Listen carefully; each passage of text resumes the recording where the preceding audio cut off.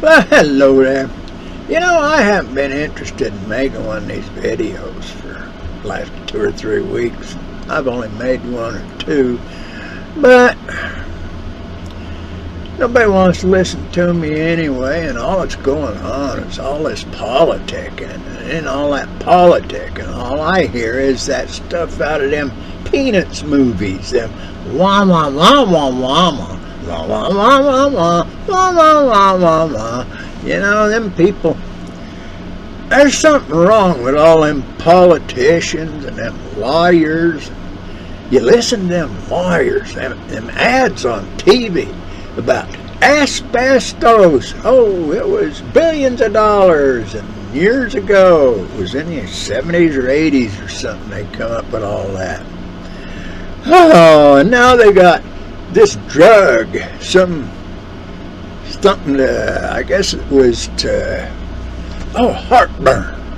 And they got all these billions of dollars that these manufacturers of this one drug come up with, and the lawyers are all out there, well, you got this kind of cancer, that kind of cancer. Come on down, we'll get you millions. We'll get billions, but we'll get you millions. That's the way that is. You want to look at them ads, you look at them lawyers.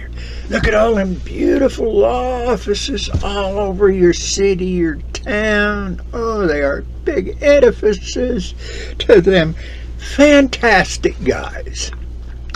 Well, I think it was that Jesus Christ feller that said something about lawyers. They make burdens that are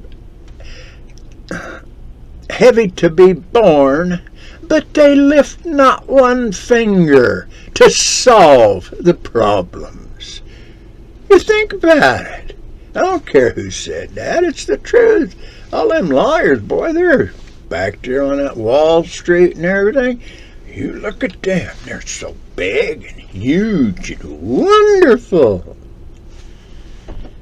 They're scheming little rats running around. What can we get this? Where can we get that? Who can we steal this from? Most of them politicians sitting there in Washington, D.C., and most of them guys that go up and get hold of the ear of that politician and say, here, we want you to vote this way for this corporation or for this special interest group. I forget what they call them fellers, but them are neat. Most of them, I think, are lawyers. Boy, we got lots of people like that. Now, this here new election coming up, them Democrats and them Republicans. Well, them Democrats and them Republicans, they replaced the old mafia or Cosa Nostra or organized crime as the leaders because they were the best, the smartest. Ooh, they got the best ideas. Well, they're mobs. They got this democracy, this buy a vote idea of tyranny. And people are so dumb they buy into that because, oh, look, here, you poor feller, we'll buy you a couple of TV dinners to take home and cook in your microwave. Why, we'll buy this feller over here a couple of cans of beans so he can stand out on the street corner when he ain't got a place to live and eat beans. Oh, yeah, we're going to do that for all you guys. And look at this medical stuff we gave so that you can live longer. And you can vote more times for us. Well, I don't know. I've had it with these guys. I don't care who gets to be president. It ain't going to change nothing. Because it'll still be the same tyranny we've had since the Civil War. And the only reason it wasn't the same tyranny for everybody was because they had them Native American guys down there in that southern part of the country, them Cherokee and Creek and Seminole and a couple other tribes, to be able to push around and push that Indian Removal Act through Congress. I believe that was 1830. Old Andrew Jackson, he was a great man.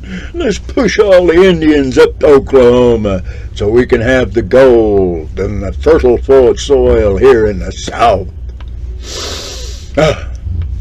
And then them industrialists, those robber barons of the North, they pushed down, we want to buy that cotton for nothing. And we'll sell you cotton shirts at an exorbitant price. Well, you know, them people, it wasn't so much the plantation owners with the slaves that they was after. It was them poor folk that lived back in the woods that didn't have no slaves, didn't have nothing. No, them people that moved in back there, called them hillbillies and stuff, couldn't afford no slaves. They was the ones they wanted to take control of, in reality. But they wanted the money, the cotton, and they wanted the tobacco, and they wanted the other commodities that the South had lots of. Somebody ought to read history. It don't read like people tell it. Not if you get to looking and searching and critically thinking. Well, anyway, we got along into this. Now we're up to this stuff here. And you know, there's a story back there in that Bible stuff about a guy named Cain. And Abel come along, and Abel was a farmer. He had herds, and he had sheep, he had cattle and stuff. And Cain, he didn't have the oomph, he didn't want to work so hard and everything, so he grew a few vegetables and stuff out here, and he was all jealous about that brother of his. Oh, and then there's this feller. People don't believe in him, but there's this feller that calls Satan. He come along and he says to that Cain, well, you can have all of that stuff he's got. You can have his stuff. Just kill him and take it. But everybody's going to get mad at him, and they'll kill me for killing him. Oh, no, here, let's make this secret combination. Let's work this deal, and so you'll have lots of protection because you'll have the power and that of the wealth. Oh, it'll be so wonderful for you. So Cain, he goes over and kills Abel. He made a secret deal with Satan. So here's this Cain now. He's all wealthy, got all his power, he's got all these people working for him and everything. Wow. You know, it's wonderful. I wonder if that story's so far-fetched or if it's true. You know, all us working people, I ain't working no more, I can't. They told me I was too old. But, there's all these people out here working 2 or 3 jobs, and they're just trying to get along. There's a government back there wanting to give us electronic imaginary money. And our currency, you know, after the Civil War, that Confederate money wasn't worth nothing. There was no value to it. Well, we're in a condition now that our own government, our lawyers, and all them peoples has put us into where our currency, that U.S. dollar, is worthless. There's no value. There's nothing behind it. The faith and goodwill of the people of the United States of America, thanks to the politicians and everything, is worth nothing. so the dollar's worth nothing. It's imaginary. Loaf of bread costs $5? Well, that's because the corporations and the government say, here's a $5 loaf of bread you can have. Now we got you so you got nothing, you can't buy nothing in that except what we tell you. We're going to give you this coin. No, that Bitcoin is a separate thing. So we're going to make the CBCC something. That's what that Biden feller called it. And then people over there in that World Economic Forum, they like this because that's the whole idea for the world.